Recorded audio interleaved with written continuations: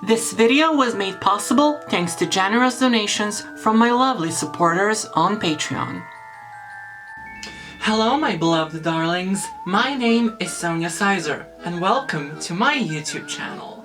Now, some of you who have been following me for a very long time might notice, but let's face it, most of you don't because I'm not that famous yet. But a couple of years ago, I released my second studio album, Nocturnal, because I'm not just a Serbian darkwave sensation, I am also the ultimate mistress of the night. If you wish to listen to my music, you can download it on Bandcamp, or if you wish to listen to it on YouTube, you can pop off to my other channel, the Sonia Sizer Music channel. This that you're watching right now is the Sonia Sizer Vlog channel, so my music, my vlogs.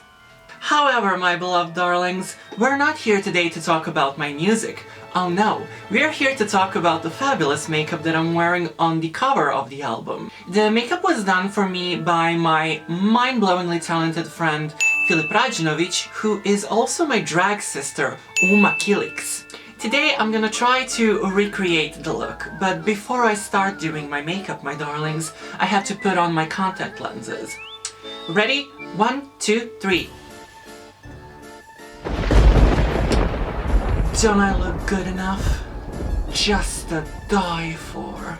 Even when I'm inspired by other artists, I always put my own little elements and my own little Sonia-isms, if you will. So this makeup is not gonna be an exact recreation of what Philip did on me, and the whole look is not gonna look identical to the way it looks on the cover.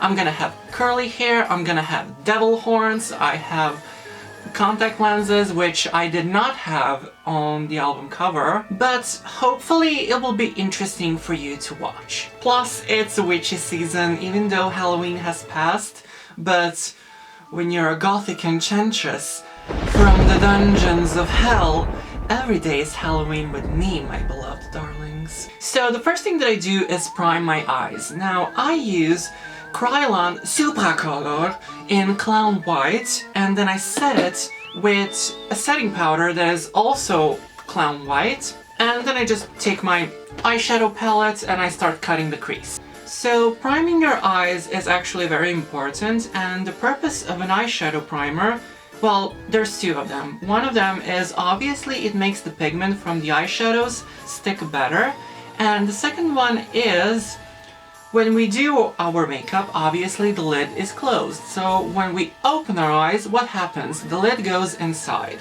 and skin starts to rub itself, and it gets greasy, we sweat, and the eyeshadow gets smudged easily. So a lot of people use eyeshadow primers.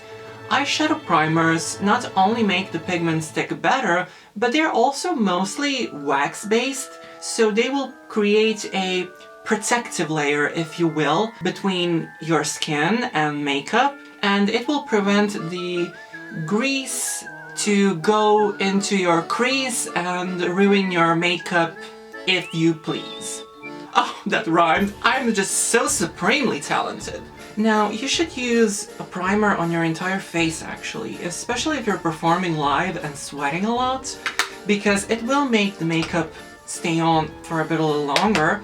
But a lot of people use foundations instead of a primer for their eyes, and while foundations will definitely make the pigment from the eyeshadow stick a little bit better, they actually make the problem of the skin getting greasy even worse, because most foundations are actually oil-based. So that makeup is not gonna stay on for very long, especially if you're performing live and sweating. And today I'm doing exactly that.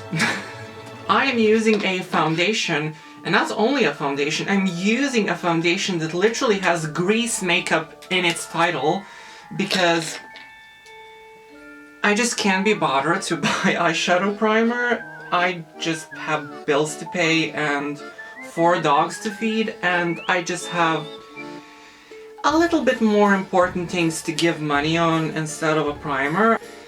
But I am forgiven and excused, because I'm not performing live, I'm literally just doing my makeup at home to film a video, and once I'm finished filming this video, I'm just gonna take a couple of Instagram photos and then I'm gonna just take it right off. So for what I'm doing today, this will do. When Philip and I were shooting the cover for the album, I actually had two inspirations. One of them was Morgana, who is a villainess from a cartoon that I was actually obsessed with when I was a child, called Princess Starland, the Jewel Riders. She looked just so demonic and evil and powerful. She had long white hair, she had a long dramatic flowy gown, she had pointy ears and devil eyes, and she was just so dramatic in her evil. And I remember just watching that as a child and being absolutely obsessed with her. And this is not something that's unique just for that cartoon. I am generally very inspired by female villainous characters from movies and TV shows.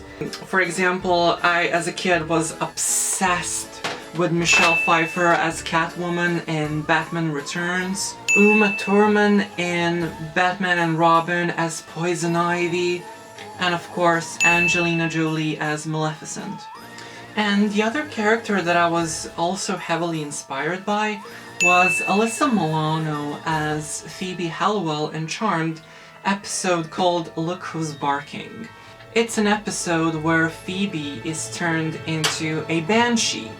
Banshees are these she-devils who zero in people who are in pain and who are suffering, and they find them and then they attack them by screaming so loud that the victims' blood vessels and internal organs just start to explode. So in this episode, Phoebe is attacked by a banshee, but there is actually a surprise. Banshee attacks kill only humans.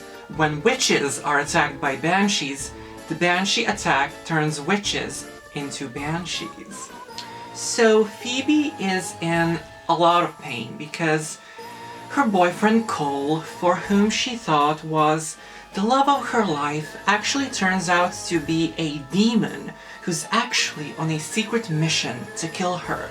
So obviously she is heartbroken and traumatized and in a lot of pain, and her pain attracts the banshee. So the banshee attacks her, starts screaming, Phoebe is turned into a banshee, so her sister Piper and her brother-in-law Leo spend an entire episode trying to heal Phoebe's pain and hoping that it will turn her back into a witch. So when I was making my album, it's an album with love songs about heartbreak and pain of heartbreak and trying to heal from the pain of heartbreak. So I thought that this symbol of a banshee, especially the ones presented in Charmed, was like a perfect symbol for my album. So when I finished putting on the eyeshadow and creating like a fade, I take just a wet wipe and I put it on the end of my brush, and then I just try to precisely cut it, to cut my crease. And then I'm gonna take the same white, clown white that I used as a primer for the eyeshadow, and I'm gonna cut my crease. And now I just set the grease paint with white eyeshadow. Now I'm gonna do the exact same thing on my other eye. Dab it in the white grease paint, cover my whole lid with grease paint,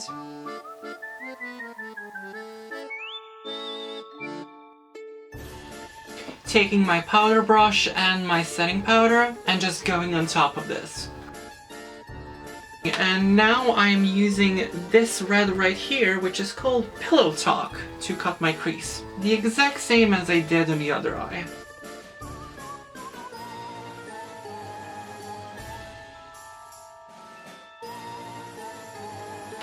And then I'm using white eyeshadow on top just to sculpt that fade a little bit more.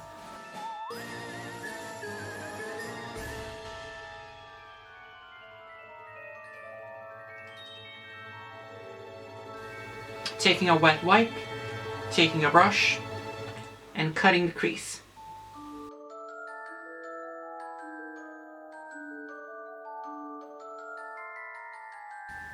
doing the exact same thing with white grease paint and my little brush and cutting the crease again.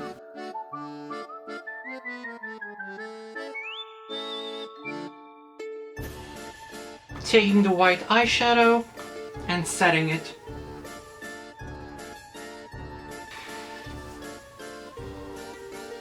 So my eyes are finished, and now I'm gonna set my eyes with a setting spray.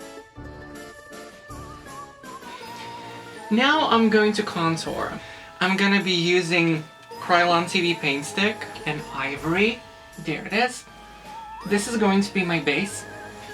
And then I'm going to highlight with the Clown White because I want to look really demonic. Oh, by the way, I received some feedback for my last video that I did, which was my relationship with drag as a trans woman. I received questions, like honest, genuine questions from people who are just not really educated on what drag is or on trans issues, asking me, but how can a trans woman do drag? I also received some transphobic comments, like transgender women shouldn't be doing drag because, you know, once you start hormone replacement therapy, you have an unfair advantage. I got messages from young transgender performers who asked me how to deal with those comments of the previously mentioned people who say that transgender women have an unfair advantage in drag.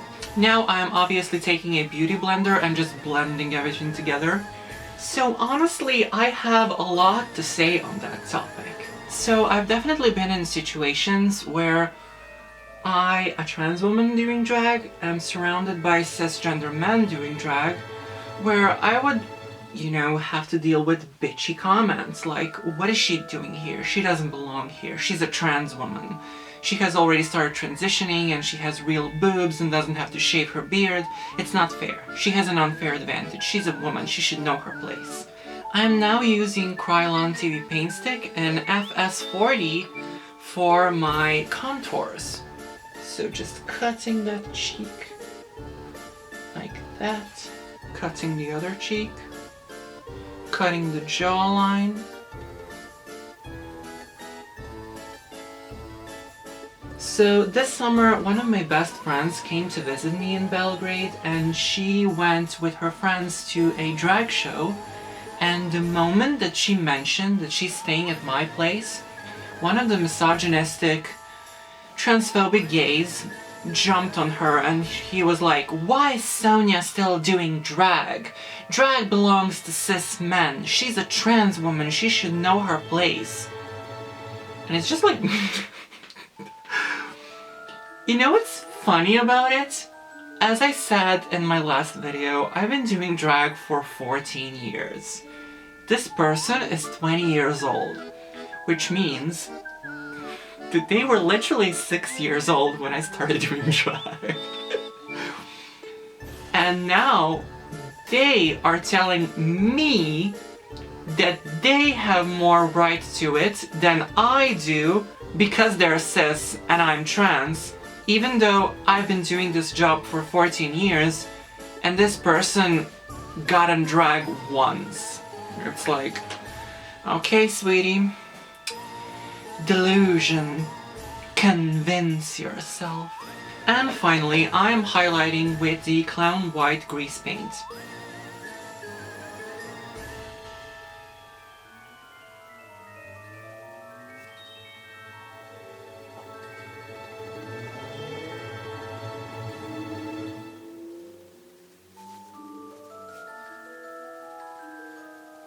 Highlighting the nose.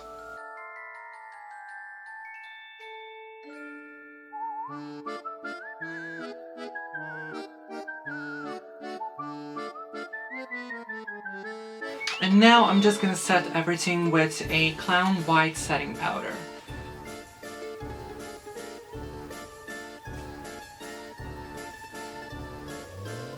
So going back to my story, when my friend came home and she complained to me about what she has just experienced, I obviously felt bad that she had to encounter it, but the comment itself on my expense, like, I didn't really give a shit. I don't really give a fuck what other people think.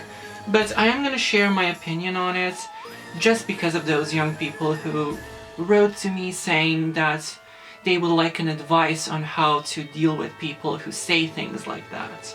So here's my opinion on it. Drag is a very complex art form. It is an art form that combines makeup artistry and styling wigs and designing and sewing costumes, making props, conceptualizing a performance, whether it may be singing or dancing or acting. Even when it's lip syncing, it's never just lip syncing. When you see drag queens lip sync, they also do all kinds of splits and dips and cartwheels, and they juggle and they eat fire. They do reveals and gags. And at the end of the day, all the talent, the beauty, the expensive wigs, the fancy costumes do not matter the slightest if you don't have a charisma, if you don't have a stage presence when you get on that stage to command the room. It's all for nothing. And when you are a transgender person and you start hormone replacement therapy or you have surgeries, neither hormone replacement therapy nor surgeries can make you a better makeup artist or a better wig stylist. You can become a better makeup artist or a wig stylist through practice and trying to polish your own craft, but hormones are not going to make you magically better and more skilled at your job. My hormones do not get me free wigs from eBay or free materials for my costumes. I still have to work and make money and pay for all those things because they're not given to me for free. Hormones did not make my hip pads or write nor produce either one of my albums. Hormones do not sit in front of a computer and edit these videos that you're watching right now. All those things are done by moi. And my labor and the time that I spend doing all of this is just as valid as a cis man's labor.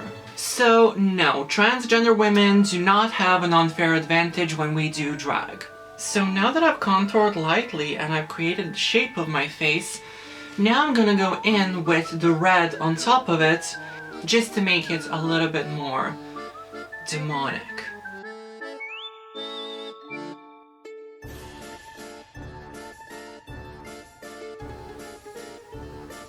And now I'm taking my baby powder, my talc powder, to bake all the highlights into place.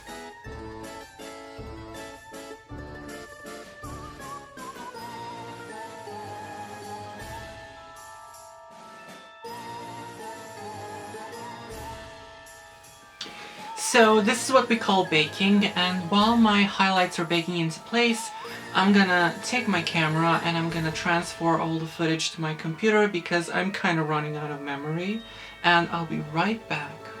So now that my powder has been setting for 20 minutes, I'm gonna dust it off and I'm gonna move on to my eyebrows and my eyeliner.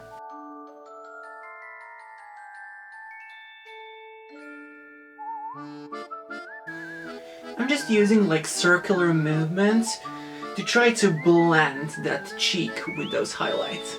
This is my absolute favorite part of doing my makeup, which is drawing on my eyebrows.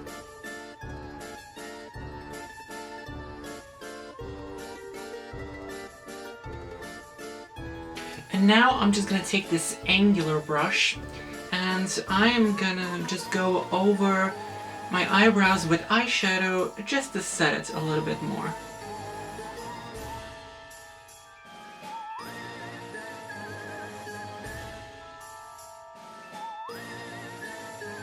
Now moving on to the eyeliner.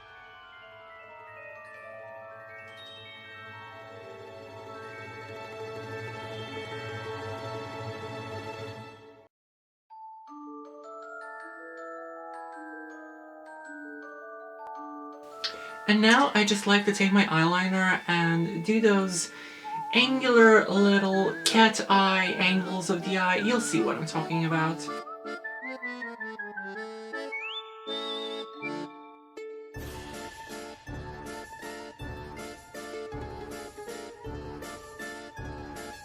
So now I'm taking my white eyeliner and I'm just gonna accentuate those corners of my eyes.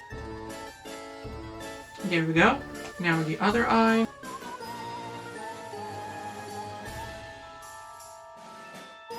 Now I'm gonna take my eyeshadow and I'm just gonna fill it underneath the eyes. Where was I with my story time? Oh yeah. I used to be very exhausted by people who would ask me these questions like, how can a trans woman do drag? It's not fair.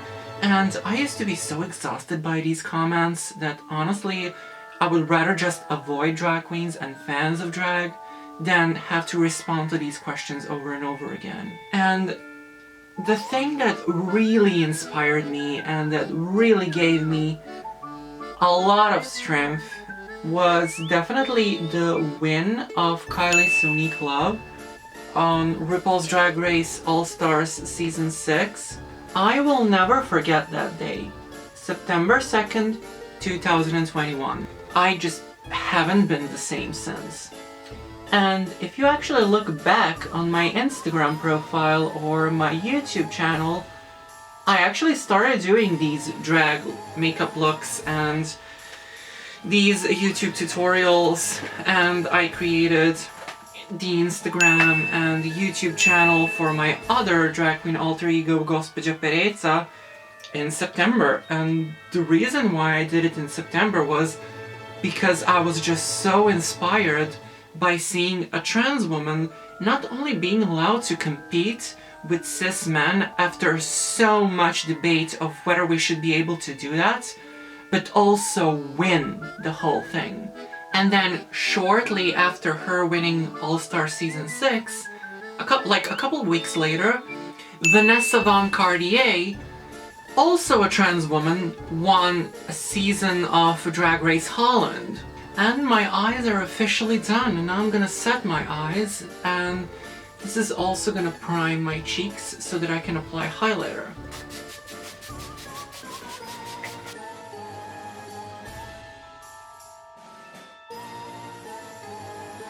It was really important for me to see transgender women not only being accepted on Drag Race and allowed to compete, but also win the whole thing. Because RuPaul's Drag Race heavily influences on how people see drag. And the fact that for a very long time, transgender women weren't accepted on Drag Race also meant that we weren't really accepted in drag world in reality. So I knew that once a trans woman wins this show, it's gonna completely change everything for us who are not on Drag Race, who are just local queens, as they would say. So now I'm fusing two pairs of smaller lashes to try to make one big drag lash. Seeing trans women win RuPaul's Drag Race was like a slap in the face to all those misogynistic, transphobic gays who would look at me for being a trans woman and look down on me and be like, what is she doing here? She's trans. What is she doing here? Slaying the motherfucking house down, bitch. Take some notes. Maybe you'll learn something. Their wins were like a stamp of approval that we as transgender people are here and we're unapologetically taking space on the scene, inside of the LGBTIQ community, and inside of the art of drag. And we ain't going nowhere.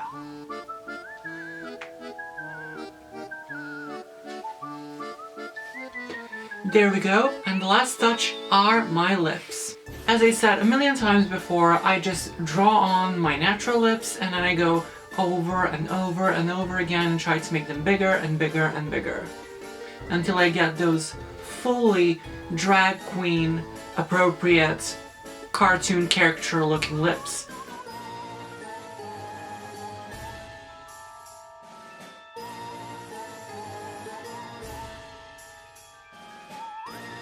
I am absolutely not good at making my lips even. I was editing my last video and I was laughing so hard at myself how uneven my lips looked, and I just wished I could turn back time and fix it, but I guess it's just not a skill that I have. And in this video, my eyelash is wonky.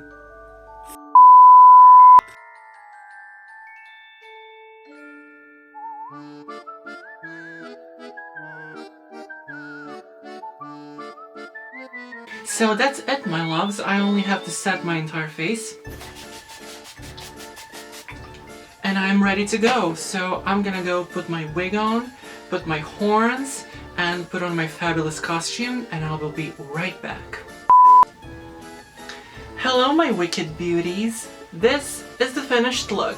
Thank you for sticking around and seeing me transform myself into a gothic enchantress from the dungeons of hell. I hope you have found this video helpful, entertaining, or at least interesting. So since this video has come to its end, it's time for me to remind you that if you want to stay connected with me, you can follow me on all of my social media, which will be listed down below.